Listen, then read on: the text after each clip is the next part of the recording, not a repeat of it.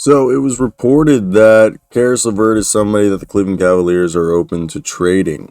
And let's talk about it. I think it's something that's very interesting. It was reported yesterday that we saw that Caris LeVert was deemed the only tradable player on the Cavaliers. And I thought this was a great piece that Jake Fischer wrote. At 25-14, the Cavaliers are obviously a team that's trying to be contenders.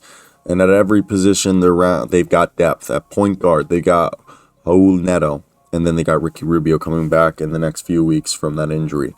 Then you got at shooting guard, you got Donovan Mitchell. Okay, and then you could play one of the two aforementioned guards there, or you could really play Isaac Okoro there, who they've said that they're going to keep. They have faith in Isaac Okoro.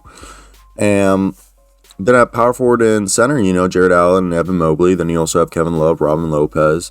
Like, it's short up there. But then Caris LeVert, Cedi Osman, Dean Wade, and Lamar Stevens have been the guys. And it's crazy to think about the Cavaliers sent Ricky Rubio in a first-round pick to get Caris LeVert last year.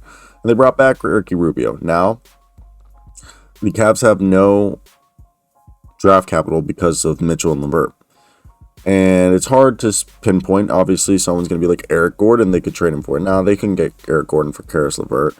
And the Cavaliers do have the ability to make a package of Caris LeVert and a few other guys to get themselves. I think it's Caris LeVert and Kevin Love. They can go get themselves Tobias Harris. Obviously, that just would not happen. Now, another guy who supposedly surfaced is Jay Crowder. Would make sense for him to come back. Phoenix has stood on their ground with Crowder, demanding a playoff caliber player in return.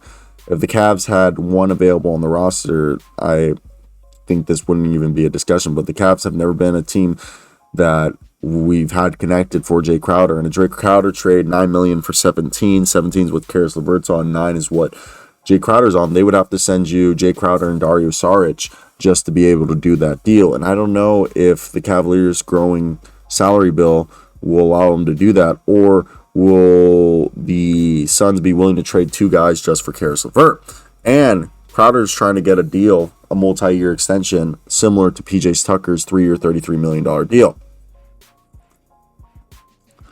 And LeVert's definite a trade candidate, and it's because they haven't talked trade extension with them, not contract extension with him, and Cavaliers value his high character presence in the locker room. While his secondary ball handling opportunities have dwindled since acquiring Mitchell, he has proved invaluable as a creator when either Garland or Mitchell has missed time. And the Cavaliers do appear open to discussing LeVert, but moving him now would come at a far lower value than the first round pick and multiple second rounders Indiana netted for his services a year ago.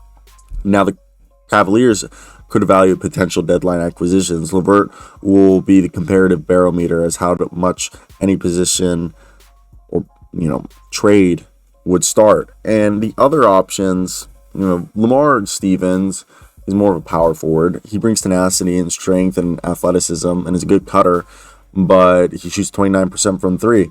And Dean Wade, another power forward who's not a natural three in today's league, has found success shooting 41% from three as he's took over Lauri Markkanen's role from a year ago, but he sprained his AC joint and hasn't played since December 2nd. Then obviously the 5th overall pick in the 2020 draft, Isaac Okoro, who we hope, could be the guy that we saw in the preseason, shoot 43% from three, but he shot 26% so far from three this far and even opened up the season missing his first 12 three-pointers.